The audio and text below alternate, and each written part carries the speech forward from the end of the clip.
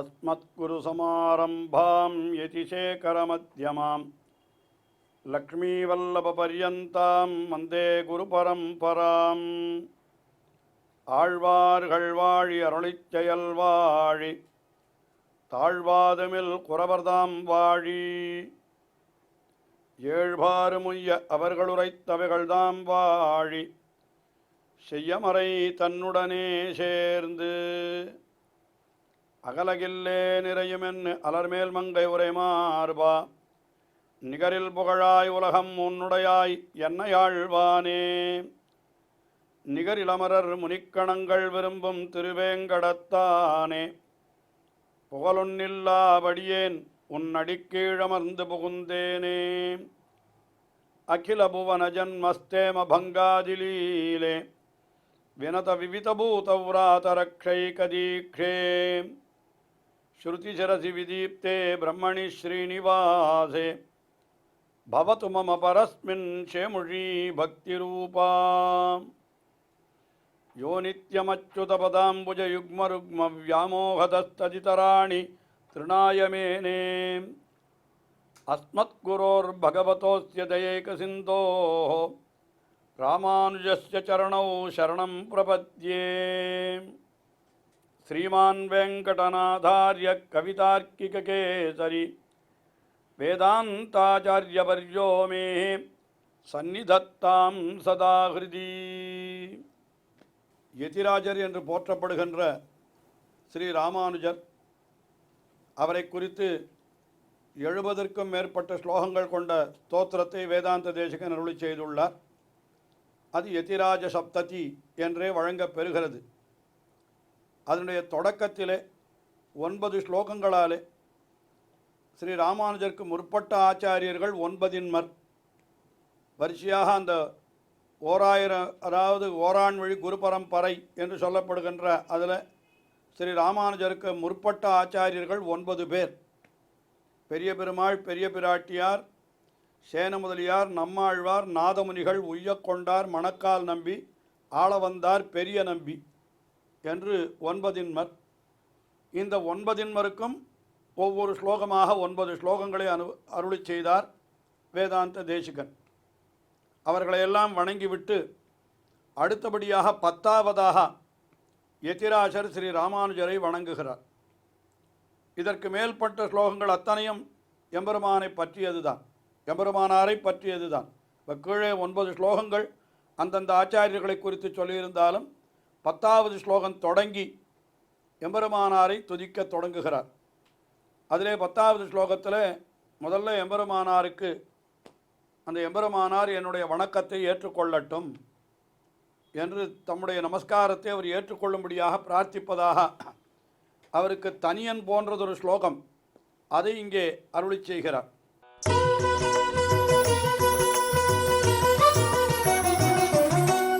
பிரணாமம் லக்ஷ்மணமுனிஹி பிரதிகிண்ணாது மாமகம் பிரசாதயதி யத் சூக்திஹி சுவாதீன பதிகாம் ஸ்ருதிம். பிரணாமம் என்னால் வணக்கம். அது யாருக்கு என்னால் லக்ஷ்மணமுனிஹி பிரதிகிண்ணாது. லக்ஷ்மணமுனிஹி என்பது ஸ்ரீ ராமானுஜரை குறிக்கக்கூடிய ஒரு சொல்லாகும். என்ன காரணம் என்னால் லக்ஷ்மண என்கிற சப்தம் யாரை குறிக்கிறது? ராமபிரானுடைய திருத்தம்பியாய் அவனுக்கு ஒழிவில் காலமெல்லாம் உடனாய் மன்னி வழிவிலா அடிமை செய்தான் என்று எப்பொழுதும் அவனை இணைபிரியாதிருந்து அவருக்கு தொண்டு செய்தானே அந்த ராமபிரானுடைய தம்பி. அவனை வால்மீகியே பல இடங்களிலே ராமானுஜன் என்கிற சப்தத்தாலே சொல்லி இருக்கிறார். அதாவது அனுஜா என்கிற சப்தத்திற்கு என்ன பொருள் என்றால் அனு ஜாயத்தே, பின் பிறக்கிறவன், தம்பி என்பது பொருள். அனுஜகா என்பதற்கு தம்பி என்று பொருள்.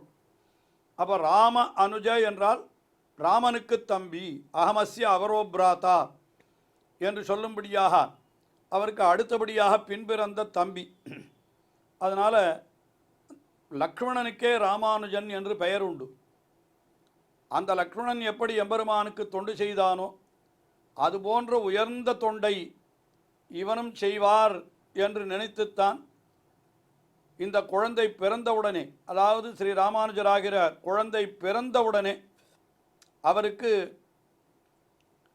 அவருடைய மாமாவான திருமலை நம்பி, அதாவது திருமலை நம்பி என்பவர் ராமானுஜருடைய தாயோடு உடன் பிறந்த தமையன்.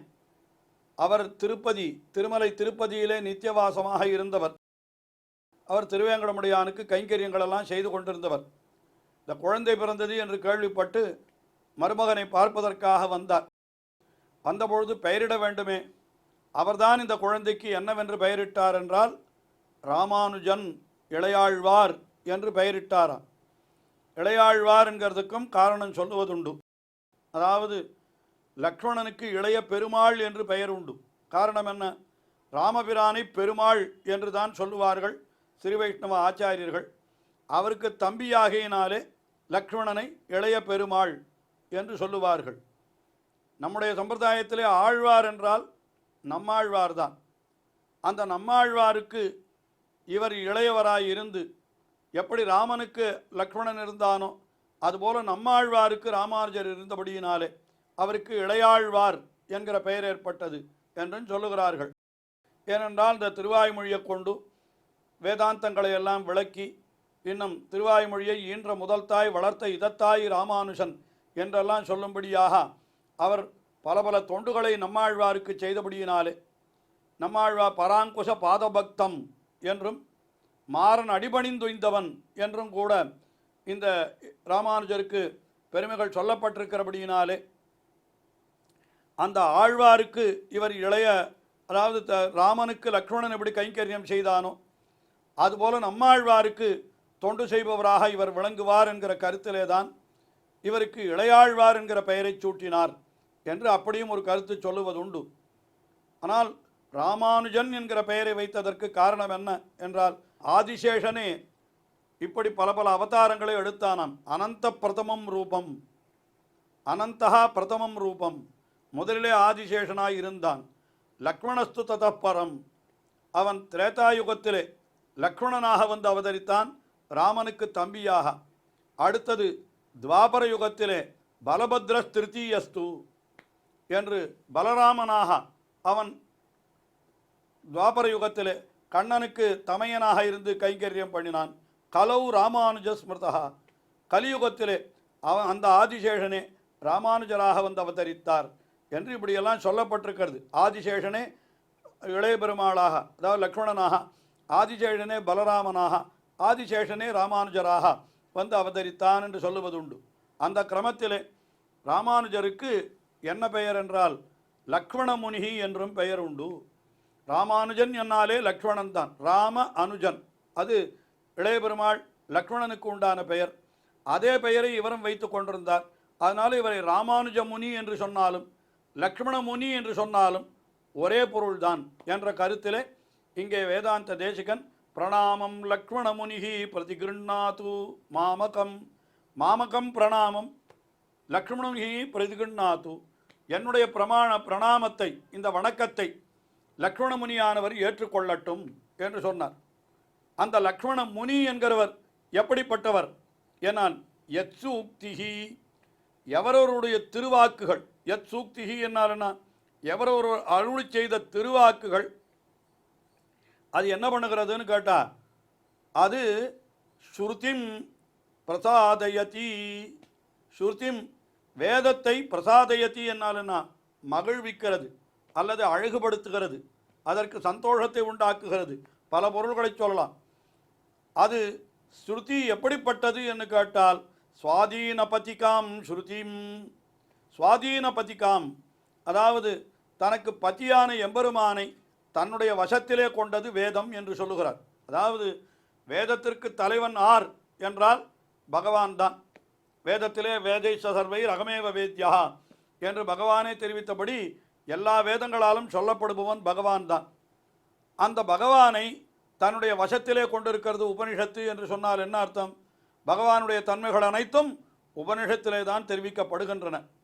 அப்படிப்பட்ட அந்த உபனிஷத்துக்கள் எம்பெருமானியே தன் வசத்திலே கொண்டிருப்பவைகளான அந்த உபனிஷத்துக்கள் வேதங்கள், அந்த வேதங்களை எவருடைய ஸ்ரீசூக்திகள் அழகுபடுத்துகின்றனவோ அந்த லக்ஷ்மண முனிக்கு என்னுடைய வணக்கம் என்பதாக வேதாந்த தேசிகன் அருளி செய்கிறார். உண்மையிலே வேதாந்தங்கள் உபனிஷத்துக்கள் இதைத்தான் இந்த ஸ்தோத்திரத்திலே பல இடங்களிலே மேலே சொல்ல போகிறார்.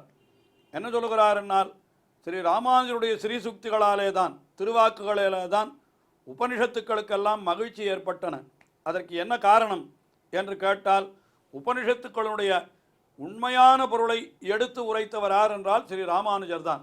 மற்றவர்களெல்லாம் என்ன செய்தார்கள், உபனிஷத்துக்கு தவறான பொருள்களை சொல்லி நம்மை திசை திருப்பி விட்டார்கள் என்று நம்முடைய ஆச்சாரியர்கள் எடுத்து காட்டியிருக்கிறார்கள். உபனிஷத்தே பயப்படுகிறதாம். இதிகாச புராணாபியாம் வேதம் சமுபபிரம்மயேத். இதிகாச புராணங்களை கொண்டுதான் வேதங்களுடைய அர்த்தங்களை நாம் நிர்ணயம் பண்ண வேண்டும். இல்லை என்றால் அது என்ன பண்ணுறதுன்னா, பிபேதி அல்பஸ்ருதாத் வேதா மாமயம் பிரதரேதிதி. அல்பஸ்ருதாத், சரியாக முறையாக காலட்சேபம் கேட்காதவன் இருக்கிறானே, வேதத்தினுடைய பொருளை சரியாக தன்னுடைய ஆச்சாரியனிடத்திலே போய் கேட்காதவன் இருக்கிறானே, அல்பஸ்ருதாத்து, அவனிடத்திலிருந்து வேதம் பிபேதி என்று சொல்லுகிறார். அல்பஸ்ருதாத் வேதா பிபேதி. அந்த அல்பஸ்ருதனை கண்டால், சரியாக அர்த்தங்களை தெரிந்து கொள்ளாதவனை கண்டால் வேதம் பயந்து நடுங்குகிறது. ஏன்? மாமயம் பிரதரே, என்னை இப்படி சுக்கல் சுக்கலாக ஆக்கி விடுவானே, என்னை கோணாமணா என்று கிழித்து விடுவானே என்று அந்த வேதம் பயப்படுகிறது என்று சொன்னார். அல்பஸ்ருதனிடத்திலே வேதம் பயப்படுகிறது. நன்றாக பகுஸ்ருதன், பல ஆச்சாரியர்கள் பலரிடத்திலே அடிபணிந்து கேட்ட ஒரு சிஷ்யன் இருந்தால் அவனிடத்தில் என்ன பண்ணுகிறது வேதம் என்னால், அதைத்தான் இங்கே சொல்கிற புருஷூர்த்தியம் பிரசாதயதி. இவர் ஓர் ஆச்சாரியருக்கு ஆச்சாரியர்கள் 5 அமர்ந்து காலட்சேபம் கேட்டவர் ஸ்ரீ ராமானுஜர். அவர் பெரிய நம்பி, திருக்கோட்டியூர் நம்பி, திருமாலை ஆண்டான், திருமலை நம்பி, திருவரங்கப் பெருமாள் அரையர் என்று ஆச்சாரியர்கள் பலரிடத்திலே அடிபணிந்து இவர் அர்த்தங்களை கேட்ட பகுஸ்ருதர் இவர். அதனால் இவரிடத்தில் வேதம் என்ன பண்ணுகிறதுன்னு கேட்டார், அது பிரசாதயத்தின், நன்றாக மகிழ்விக்கிறார் இவர் வேதத்தை. மற்றவர்கள் வேதத்தை பயப்படும்படி செய்கிறார்கள், ஆனால் இவரோ வேதத்தை மகிழும்படி செய்கிறார். என்ன காரணம்? வேதத்திற்கு உண்மையான பொருளை சொல்லுகிறார் இவர். வேதம் பிரம்மத்தை பற்றி நிறைய சொல்லுகிறது உபனிஷத்துக்களில். அந்த பிரம்மம் எப்படிப்பட்டது என்று சொன்னால், ஏகமேவா, ஒன்றுதான் உண்டு, அத்விதீயம், அதற்கு இரண்டாவது கிடையாது என்று இப்படி சொல்லி இருக்கிறது. ஆனால் இதற்கு தவறான பொருளை சில பேர் சொல்லிவிட்டார்கள். என்ன சொன்னார்கள்? பிரம்மம் ஒன்றுதான் ஒன்று, இரண்டாவதே கிடையாதுன்னு சொன்னான். அதற்கு குணங்கள் கிடையாது, அதற்கு உருவம் கிடையாது, அதற்கு ஆடை ஆபரணங்கள் கிடையாது, உடைமைகள் கிடையாது, பெயர் கிடையாது, எதுவுமே கிடையாது. வெறும் சூன்ய தத்துவம் தான் பிரம்மம். பிரம்மம் என்னால் பிரம்மம் என்று சொல்லலாமே தவிர இதனை உடையது பிரம்மம் என்று சொல்லக்கூடாது என்று இப்படியெல்லாம் சில சித்தாந்தங்களை சொன்னார்கள். இப்படி சொன்னால் இந்த பிரம்மத்திற்கு என்ன பெருமை? இதை கேட்டால் பிரம்மமே அழும் இல்லையா, எனக்கு ஒன்றுமே கிடையாதுன்னு சொன்னான். யாராக இருந்தாலும் அழத்தானே வேணும். ஆனால் இவர்தான் பிரம்மத்திற்கு எல்லாம் உண்டு. என்ன உண்டு?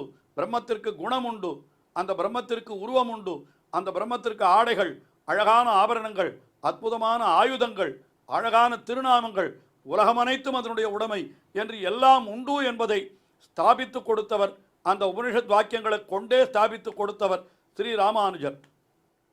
ஆகையினாலே இவருடைய வாக்கியத்தினாலே தான் வேதங்களெல்லாம் அழகு பெற்றன. இவருடைய வாக்கியத்தினாலே தான் வேதமெல்லாம் மகிழ்ச்சியை அடைந்தது. இல்லை என்றால் அந்த உபனிஷத்துக்களுக்கு மகிழ்ச்சியே கிடையாது. உபனிஷத்திற்கு தவறான பொருள்களை சொல்லி அந்த உபனிஷத்தினுடைய அர்த்தத்தையே யாருக்கும் சேர விட்டாமல் தடுத்து விட்டால் அந்த உபனிஷத்துக்களே குமுறி கொண்டிருப்பனுவான். ஆனால் இவர்தான் என்ன பண்ணார்? ஸ்ருதி ஸ்மிருதி சூத்திரானாம் அந்தர்ஜ்வரம் அசீசமத்து என்று இவருக்கு ஒரு பெருமை சொல்லுகிற பொழுது, ஸ்ருதி ஸ்மிருதி பிரம்மசூத்திரங்கள் இவற்றினுடைய சூத்திரங்களுக்கெல்லாம் உண்மையான பொருளை சொல்லி என்ன செய்தார் இவர்? அந்தர்ஜ்வரம், அதுக்கு உள்ளுக்குள்ளே ஜுவரம் இருந்தது.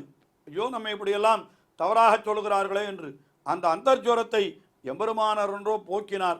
ஆகையினாலே அப்படி உபனிஷத்துக்களுக்கு தவறான பொருள்கள் சொன்னவர்களை கண்டித்து சரியான பொருளை சொல்லி அந்த உபனிஷத்தையே அழகுபடுத்தின எம்பெருமானார் ஸ்ரீ யதிராஜர் யாவரொருவரோ அவருக்கு என்னுடைய வணக்கங்கள், அதை அவர் ஏற்றுக்கொள்ளட்டும் என்று இந்த ஸ்லோகத்திலே லக்ஷ்மண முனிகி மாமகம் பிரணாமம் பிரதிகிருண்ணாத்து என்று இப்படி அந்த எம்பெருமானாரை வணங்குகிறார்.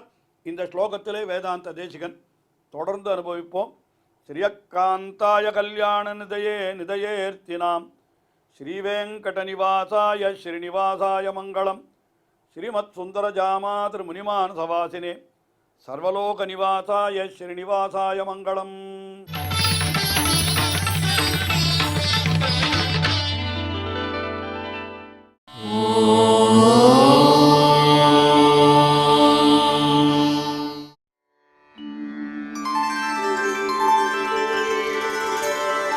विना वेङ्कटेशं ननाथो ननाथः सदा वेङ्कटेशं स्मरामि स्मरामि।